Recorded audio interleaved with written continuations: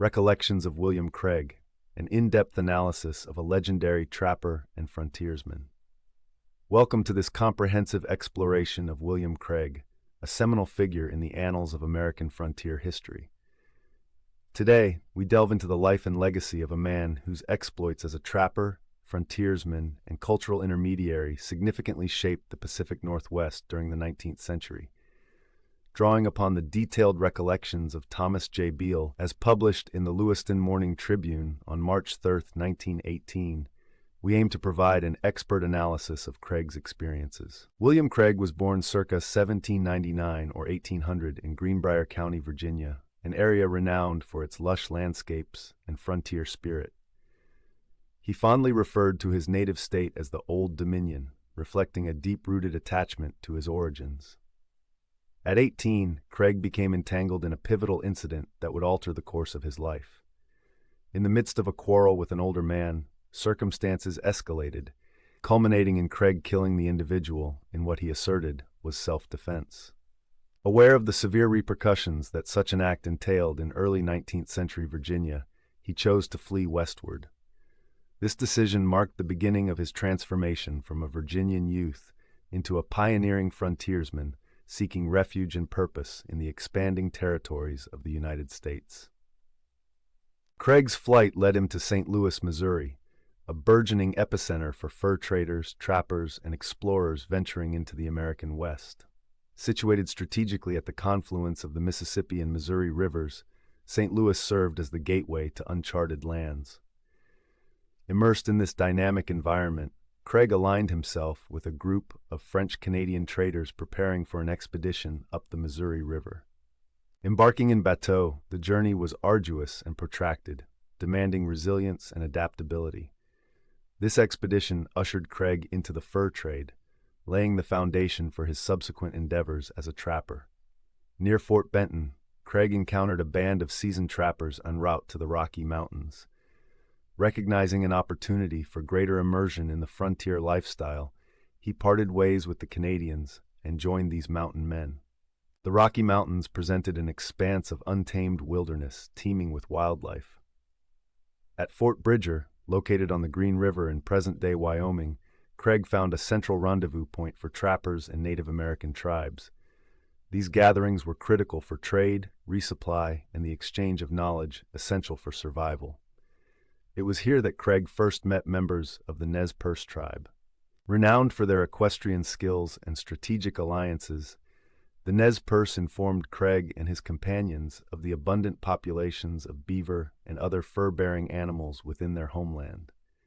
The prospect of rich trapping grounds prompted Craig, along with fellow trappers Joe Meek and Robert Newell, to accept the invitation to journey westward with the tribe.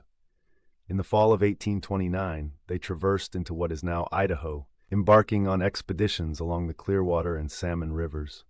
The alliance between Craig, Meek, and Newell transcended professional collaboration, fostering profound personal bonds. Immersed in Nez Perce society, they learned the language, customs, and traditions of the tribe, facilitating a symbiotic relationship that enriched both parties. Their trapping ventures capitalized on the region's abundant resources, yielding substantial economic benefits. Beyond material gains, these activities facilitated deeper integration with the Nez Perce, enabling Craig and his companions to navigate the complexities of cultural interactions on the frontier. In a significant melding of cultures, Craig, Meek, and Newell each married Nez Perce women. These unions strengthened their ties to the tribe, solidifying their positions within the community and establishing familial networks that would influence their future endeavors. In 1832 and 1833, William Craig participated in an ambitious expedition that further cemented his reputation. Led by Joe Walker, the party's ostensible goal was to trap along the waters descending from the Sierra Nevada mountains into the Pacific. However, their covert objective was the acquisition of horses from Spanish settlements in California, a bold endeavor fraught with risk. The expedition included notable figures such as Joe Meek, Bill Williams, Alex Godey, and others. Traversing arduous terrains, the group exemplified the resilience and fortitude characteristic of mountain men. A notable incident during this journey involved the Humboldt River. Craig humorously recounted how he tricked Walker into diving into a shallow, mud-laden pool, an episode that became known among trappers as Walker's Plunge. Successfully executing the raid, the party secured between 500 and 600 horses. This substantial acquisition represented both economic value and enhanced mobility. They navigated the herd through what would become known as Walker's Basin and Walker's Pass, demonstrating their strategic acumen and intimate knowledge of the landscape. Among Craig's contemporaries, Bill Williams was distinguished by his exceptional bravery and frontier expertise. Craig esteemed Williams as the epitome of the fearless mountaineer, a man whose reputation was revered by tribes from the Mexican border to Canada, some of whom attributed to him supernatural attributes. Williams's approach to trapping was solitary. He eschewed companionship in favor of navigating the wilderness alone. His furs commanded premium prices due to the meticulous care he invested in their preparation. Fluent in several tribal dialects and proficient in sign language, Williams possessed the linguistic dexterity to communicate across diverse indigenous groups, facilitating peaceful interactions and trade. An illustrative anecdote involved Williams acting as an interpreter for a missionary among the Osage tribe. After years traversing the frontier, Craig returned to the Nez Perce territory, reaffirming his dedication to the region and its people. In 1857, he was appointed sub-Indian agent for the Nez Perce, with the agency based in Walla Walla. This role placed him at the nexus of diplomatic relations between the United States government and the Nez Perce tribe. During this period, Craig met Thomas J. Beale, who sought to explore the Walla Walla country. Their meeting at the Dalles, Oregon, led to an enduring friendship. Beale, through his close association with Craig, gained profound insights into his character and experiences. As sub-agent, Craig leveraged his deep understanding of Nez Perce culture to navigate complex negotiations, fostering mutual respect and cooperation. Craig's homestead on Lapwai Creek became the focal point of his later years. A notable incident reflecting his character involved a cougar menacing his livestock. Upon being informed by Jake Schultz, a well-known associate, Craig confidently declared he would address the threat.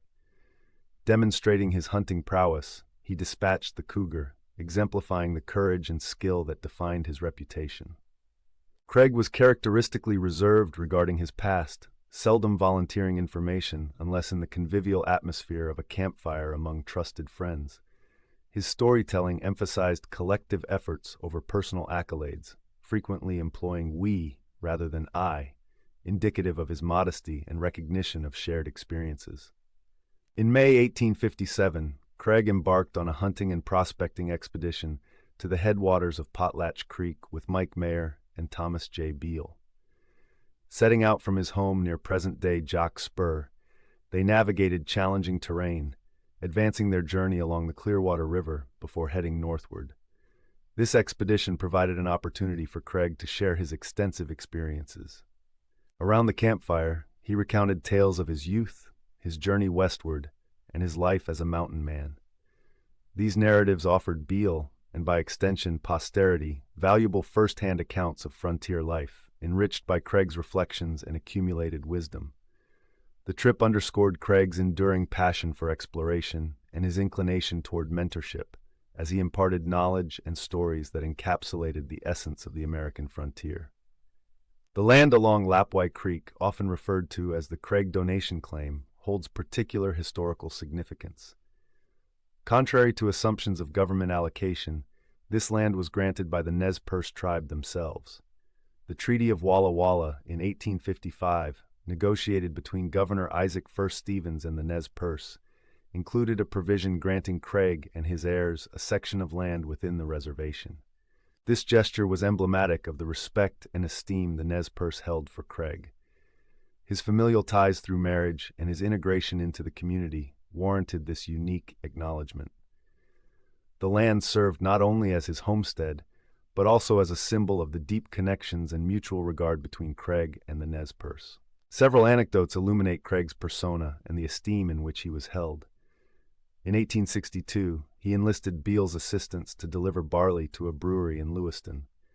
The journey was marked by a series of mishaps, including wagon accidents and humorous exchanges involving a keg known as Blue John. Despite the challenges, Craig maintained his characteristic good humor, exemplifying his resilience and camaraderie. In another instance, Craig accompanied Robert Newell to a Republican convention in Mount Idaho in 1863. Newell aspired to secure the nomination as delegate to Congress. Ever the prankster, Craig playfully read Newell's prepared speech aloud to fellow travelers the night before. Unaware, Newell delivered his speech to an amused audience familiar with its contents. In 1868, William Craig suffered a paralytic stroke, signaling the decline of his health. Despite this setback, he remained mentally astute. During a poignant final visit, Craig told Beale that they would not meet again, a premonition that proved accurate. Craig passed away in late September 1868. He was interred at what is now Jock's Spur, alongside his wife, 2 sons, and 2 daughters. Craig's life encapsulates the complexities of frontier existence, a tapestry woven with threads of exploration, cultural integration, and unwavering courage. His contributions significantly shaped the interactions between settlers and Native American tribes, leaving an indelible imprint on the history of the Pacific Northwest. Reflecting on William Craig's life, we acknowledge his multifaceted impact on the American frontier. As a trapper, he ventured into uncharted territories, contributing to the expansion and economic development of the nation.